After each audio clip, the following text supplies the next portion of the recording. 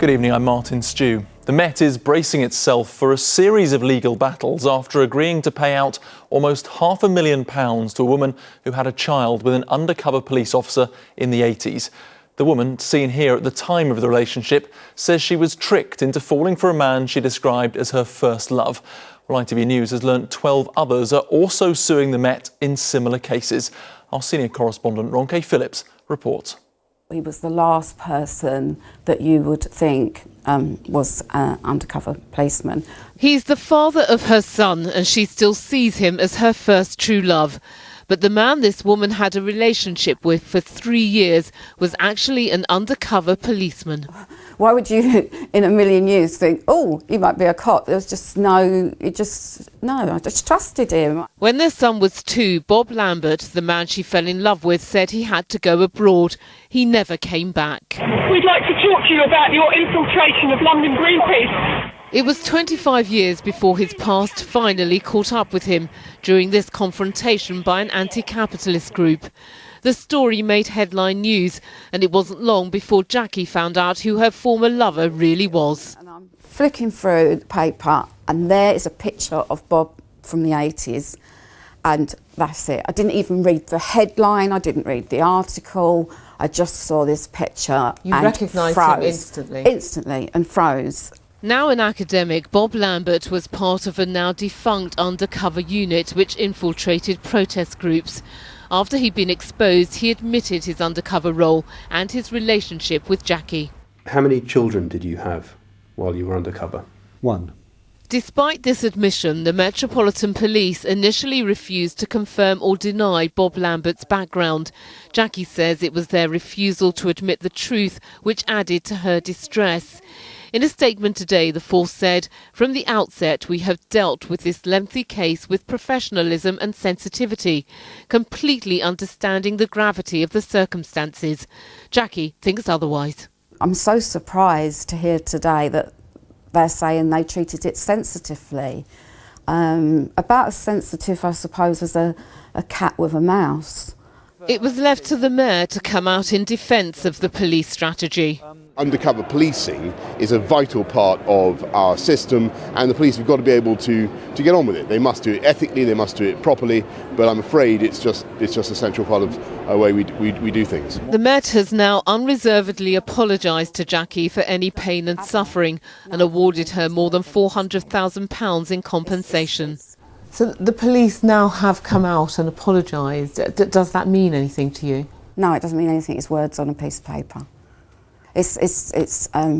My dog could have written it. The Met now faces legal action from a dozen other people who were involved in sexual relationships with undercover officers. Ronke Phillips, ITV News. Detectives are looking for a man who set fire to a pool of petrol on a garage forecourt in Greenwich. The petrol station was only just saved from explosion when a passerby extinguished the flames. Police are concerned the arsonist may strike again. MARTEL reports. A man grabs a hose at a BP garage in Greenwich. He then pours petrol on the floor and lights it. It was an incredibly reckless and dangerous act to carry out. As you can see, we're in a very busy area here, very busy road, we're surrounded by flats. Absolutely anything could have gone completely wrong with that. Just the sheer stupidity of lighting a petrol pump on a forecourt with people around, cars filling up. It only has to take one of the hoses to go up and then the whole pump goes up and then boom. The incident took place at 6:30 in the morning on September the 30th. Before the explosion, the man holds a piece of cloth. As you saw from the footage, he's used some kind of wick to put in the end of the pump and then he squirted the petrol onto the floor. The man in the video is seen immediately running away, but police believe he would have been injured, including burns to his eyebrows and hair. When he lights it, you can see he literally just whooshes up into his face. He must have received some injuries and he ran off up Greenwich Park Street. The fire burns unattended for almost a minute. But it's a brave customer who faces the flame and extinguishes it. If that guy hadn't come along and been the hero of the day to put that fire out, this whole place could have gone up and God only knows how bad that could have turned out. As you saw on the footage, other people had quickly run away from the scene, but this guy's just appeared out of nowhere and without a second thought, for his own safety, he's just put that fire out. But the priority for police is to catch the suspect. Do you think he would do it again? Well, he could go and do this again somewhere else, and the consequences could be a lot far worse. Police are urging anyone who knows the identity of this man to get in touch. Rags Martel, ITV News, Greenwich. A 15-year-old boy is in hospital with life-threatening injuries tonight after being stabbed on a bus in broad daylight. Police say he was attacked at 2:30 this afternoon on the 151 in Sutton. He made it off the bus but collapsed on a nearby pavement. 2 men have been sent to prison for throwing a deaf-blind man and his brother onto railway tracks at Chelmsford Station. CCTV shows the 31-year-old being thrown onto the tracks and then being punched and kicked in the face as he tried to climb back onto the platform. 23-year-old Daniel Webster was sentenced to 22 months and another involved was given 9 months. Now, when Rafael Corrando was kicked off his bike on the embankment, the police said they couldn't help. He had filmed it, so he put the footage online in the hope someone who saw it could. But instead, he's been targeted by trolls who say he must have provoked the attack. Luke Hanrahan reports. Rush hour on the embankment. On the left, a BMX rider attempts to dangerously undertake. The cyclist adjusts. But 100 yards down the road,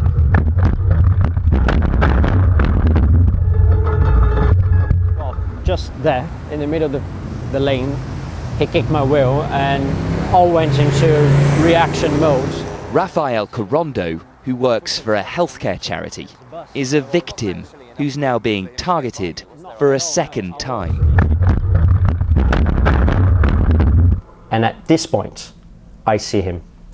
You can see he, at no point in the footage, he's looking at his right when he's changing directions. No signal at all. He contacted the police, who said they couldn't help. So Rafael uploaded his footage to YouTube in order to catch the culprit. The video went viral. I put this online because I felt powerless. When I went to the police and the police said, well, we cannot use the resources we have to try to find someone on a bike incident. Incredibly, what started as a campaign for justice has ended with torment, abuse and violent threats from hundreds of people. This video is fake. If you go frame by frame, it doesn't make any sense. You're phony and lame. Well, I don't know how to reply to this one. I don't think I can. Obviously, the video is not fake. So is the current law robust enough to keep pace with the digital world? The law is robust enough if you have the money to pursue litigation. If you're not rich enough to pursue litigation, then you don't have access to compensation. The police have now started an investigation. The only good the publicity has brought Rafael. The online world he lives in, as other similar cases have recently shown, is a place cowards find it all too easy to abuse. Luke Hanrahan, ITV News. Well, some breaking sports news just coming in, and there are reports coming through that Crystal Palace is close to being sold to the American investor Josh Harris. Harris owns 2 American teams and is said to have a fortune worth $1.5 billion. Elsewhere in football, Sam Allardyce says tomorrow is the perfect time for West Ham to face Man City as the champions return from midweek trip to Russia. The Hammers are currently 4th in the league, and Allardyce says his team are quietly confident. Can we keep that superb attacking force quiet? And if we can do that, then maybe they have conceded a goal or 2 recently. We can maybe get something.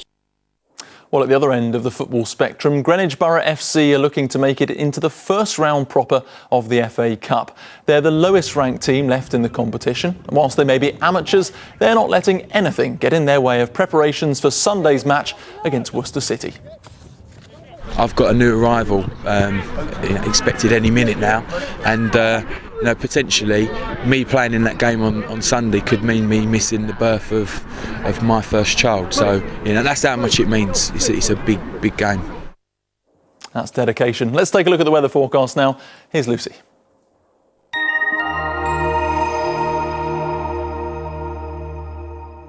ITV London Weekend Weather, sponsored by Hive Active Heating. If only there were a surprise early meeting, so you're working late tonight forecast.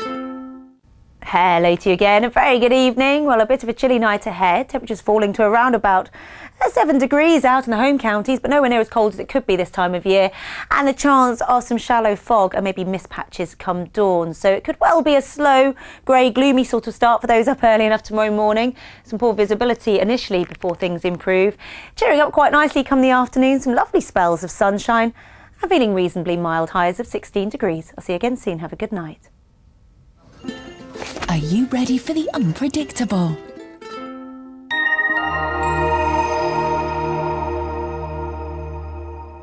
Well, that's it from us, but don't forget you can look up what's been happening in the capital on our website, itv.com/London. We're back on air tomorrow at 6 o'clock. Until then, good night.